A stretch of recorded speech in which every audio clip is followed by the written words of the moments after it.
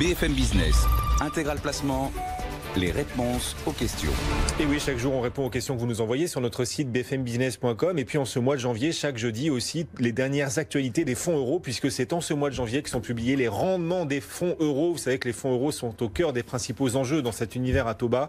Les assureurs sont en train de modifier un peu les règles du jeu pour essayer de dissuader les gens d'investir trop massivement sur les fonds euros. Jean-François Filiatre est avec nous donc pour nous dire ce qu'il en est, comment évoluent les rendements des fonds euros. Rebonjour Jean-François. Rebonjour Guillaume. Directeur éditorial de marchégagnant.com, ce journal des fonds euros. C'est parti, les rendements 2019 publiés en ce mois de janvier. On a eu cette semaine quelques têtes d'affiche. On pense particulièrement à l'affaire Guépard ou encore Monceau. Quel panorama global vous dressez de ces premières publications des rendements des fonds euros? Alors la semaine dernière, je vous ai vu totalement désemparé avec cette histoire du journal du fonds euro en disant vous allez nous annoncer partout des baisses. Donc je vais essayer de vous faire vivre ça. Et on va donc commencer, vous avez dit tête d'affiche, je vais commencer par le moins connu de ceux que vous avez cités.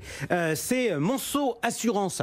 Monceau Assurance qui annonce un taux de rendement en hausse. Non. Exactement.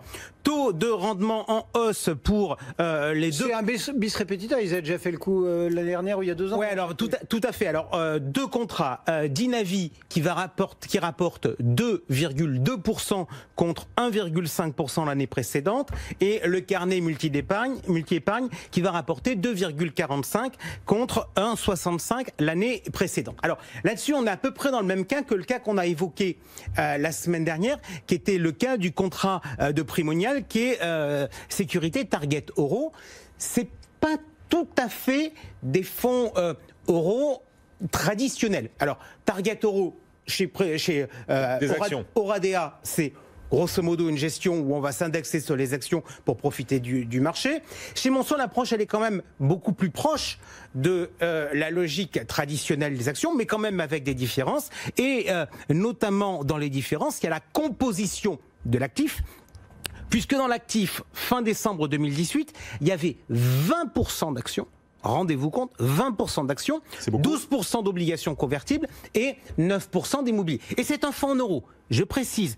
Ça veut donc dire quoi? Ça veut donc dire que vous avez bien, effectivement, cette fameuse garantie en capital à tout moment, c'est-à-dire tous les ans. La situation de Monceau, elle est donc on a naturellement une volatilité du rendement du fonds euro qui va être un peu plus importante, sans toutefois arriver à la situation de ce qui se passe sur Target Euro chez Primonial. Je vous donne les chiffres. Le 1,5 que l'on avait l'an dernier sur Monceau, c'était le plus bas historique. En 2017, c'était 2,8%. Donc là, on avait eu une baisse qui avait été une baisse importante. 2016, on était à 2,50. Donc là, on avait une légère remontée du taux. Donc vous voyez, on a un taux qui varie, mais malgré tout dans des proportions nettement moins importantes que ce qu'on peut voir sur des actifs assez dynamique. Alors un coup de chapeau parce qu'ils arrivent à faire monter le rendement de leurs fonds euros, parce qu'il y a une poche action qui est là, qui existe. Enfin, les actions l'an dernier, elles se sont envolées, 25% sur le CAC 40. La progression du rendement du fonds euro de Monceau, est-ce qu'elle est proportionnelle suffisamment à la hausse des actions de l'an dernier? Alors en fait, je vais vous dire, la logique de Monceau, alors naturellement, vous couvrez des risques. C'est-à-dire que quand vous avez des actions qui montent, à un moment, il faut prendre aussi vos bénéfices. Juste, il y a un autre élément qui est assez important chez Monceau, c'est que Monceau est une boîte qui a horreur des réserves. Donc en fait, Monceau, ils gèrent leur fonds en euros en disant tous les ans on repart de zéro. Donc là, on aurait pu se dire c'est une performance qui est parce qu'on a repris des réserves des années précédentes. Que nenni, c'est l'imperformance du portefeuille. Si l'année prochaine les marchés se comportent correctement, si cette année les marchés se comportent correctement, il devrait avoir une bonne performance. Si en revanche ça baisse, il devrait souffrir. Donc, mais s'ils sont allergiques aux réserves, c'est qu'ils ne préparent pas l'avenir. On peut le présenter comme ça aussi. On peut le présenter comme ça là-dessus. Et on va, si vous voulez, creuser ce sujet-là. L'événement de cette semaine, c'était ce qui se passait mardi, c'est-à-dire le 14, puisque le matin, vous aviez une conférence de presse à l'hôtel Napoléon, avenue de Friedland, pour le Guépard, et le midi, vous avez à l'hôtel Meurice l'affaire qui réunissait ceux qui étaient invités pour l'annonce du taux. Entre guillemets, c'est un peu, même si on n'a pas encore les résultats de la ZAC, etc., mais c'est un peu la petite guéguerre des associations. Donc le premier à avoir tiré, c'est le Guépard qui nous sort un taux de 2,15% contre 2,50% l'année précédente. Vous faites le calcul, 35 centimes en moins. Ce qui est très intéressant dans l'éducation que l'on doit faire autour des taux des contrats d'assurance vie, c'est de regarder dans le détail ce qui se passe au Guépard. Pourquoi ? Parce que certes, on perd 35 centimes, ce qui sera à peu près, à mon avis, la moyenne. En revanche, la réalité de la performance du Guépard, elle est bien meilleure que ça. Pourquoi ? Parce qu'en 2018, le Guépard a doté ses réserves de 15 millions d'euros. Et en 2019, le Guépard a doté ses réserves de 25 millions d'euros. Donc ça veut dire que l'on est, certes d'un point de vue facial, avec une baisse qui va être proche de la moyenne. Mais ils en ont encore sous le pied. Mais pour répondre à votre question, ils ont mis de l'argent en réserve. Deuxième sujet qui est très très important. Et les échanges qu'on a eus avec le Guépard et notamment Édouard Josant, qui est responsable de la gestion chez Allianz, étaient très intéressants. C'est sur la construction du taux. Comment on parvient à sortir 2,15%? Est-ce que c'est parce qu'on a fait des plus-values ou est-ce que c'est parce que c'est le rendement de base du portefeuille? La réponse chez Allianz, qui gère le contrat Guépard, est la suivante. Le 2,15, ça correspond au rendement du portefeuille. Oui, il y a eu des réalisations de plus-value, puisque en fait la part des actions qui était à 6,9% du portefeuille en début d'année est passée à 6%. Donc il y a eu volontairement une stratégie de prendre des plus-values sur les marchés chez actions. Et la contrepartie de ça, c'est que l'idée a été de se dire ces plus-values, on les concrétise, mais on ne les distribue pas pour les mettre en réserve.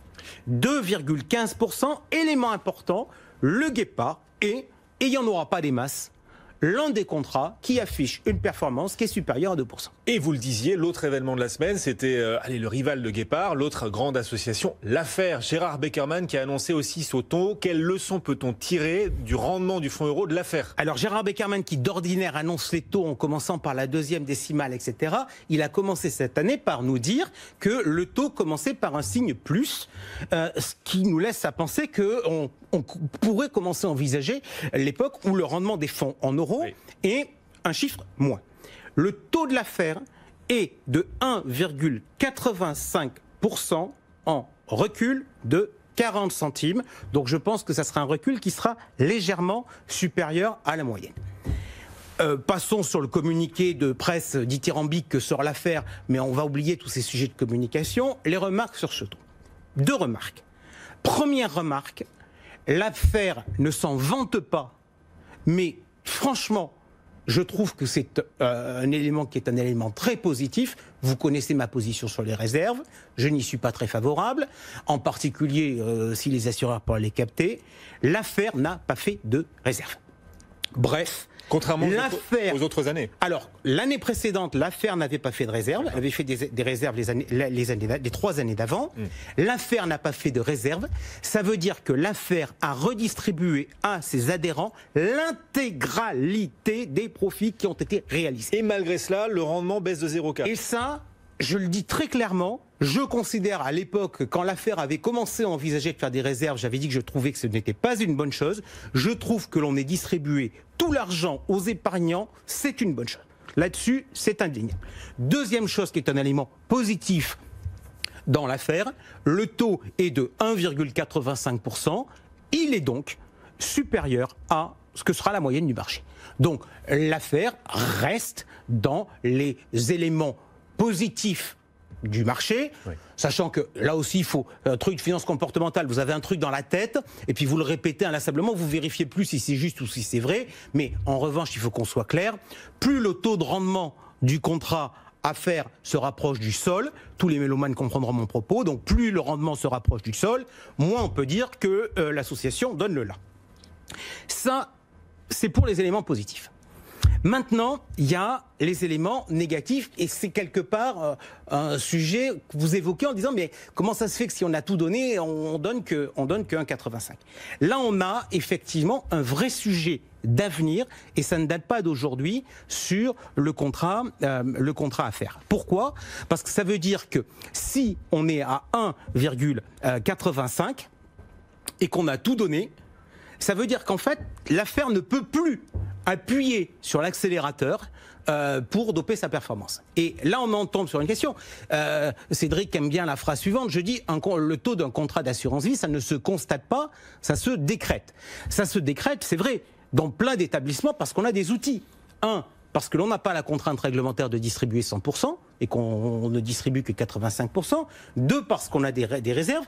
En revanche, dans le sujet de l'affaire, les marges de manœuvre sont quand même un peu moins évidentes. Et là où on a un sujet autour de l'affaire, c'est que je me suis amusé à comparer le taux de rendement du portefeuille de l'affaire au taux de rendement moyen des assureurs sur la place. Ce chiffre, il est pas secret, il est affiché en toutes lettres dans...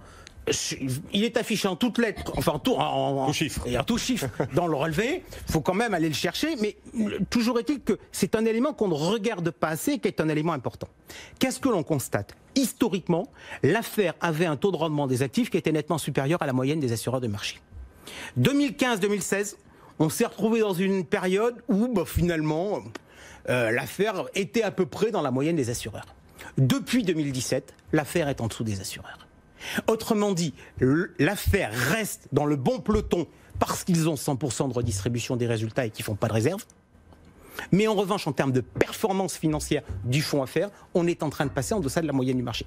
Et là-dessus, ça nous amène à des sujets. C'est l'allocation d'actifs au sein du fonds euro de l'affaire qu'il faut revoir peut-être. Là où on a de problème, j'ai posé des questions à l'affaire, je n'ai malheureusement pas eu à cette heure les réponses que j'ai souhaitées. Vous savez, il y a tous les débats. Comment on construit le portefeuille? Comment on construit la performance? Le taux de rendement du coupon. Si je regarde les documents qui ont été communiqués, il y a environ 5 milliards de plus-value dans le contrat à faire sur le portefeuille.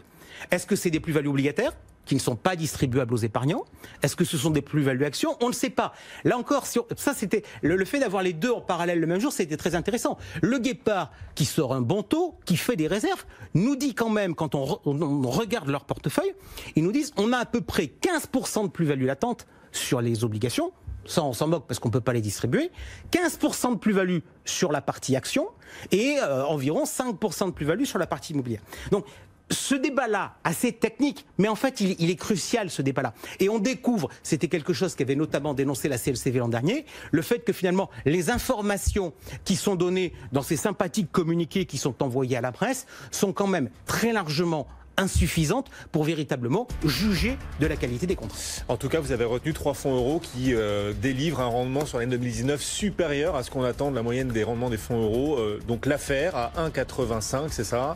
1,85, 2,15 pour le Guépard et 2,20 pour Dinavi chez Monceau. Exactement, Monceau qui parvient à même offrir une hausse de son rendement du fonds euro sur l'année 2019. Merci beaucoup, c'est Jean-François Figard. Le rendement des fonds euros et des annonces des différents assureurs et acteurs du monde de l'assurance vie, c'est chaque jeudi de ce mois de janvier. À la semaine prochaine. À la semaine prochaine. Marchégagnant.com.